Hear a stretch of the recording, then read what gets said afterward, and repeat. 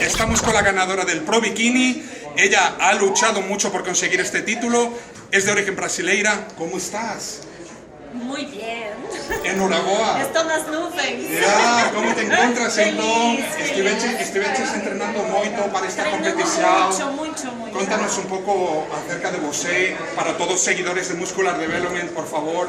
Bem, meu treinamento estava muito intenso, como 2 horas de cardio por dia. Ok. E uma hora e meia de treino, de peso. Ok. E a dieta super apertada. Bem. E esse já foi o 3º show pro que eu fiz esse season. Estás clasificada então Sim. para o Mr. Olympia. Sim, Aquí tedes 3 semanas. a nova clasificada, a última que ten plaza para o Mr. Olympia. Yeah!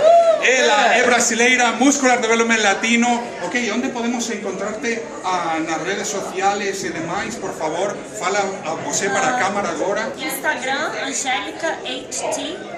Angélica HT. Vocês podem me encontrar. Ok, perfecto. Buscadea nas redes e tamén en Muscular Development. Nunca te des por vencido. E chao, ata a próxima.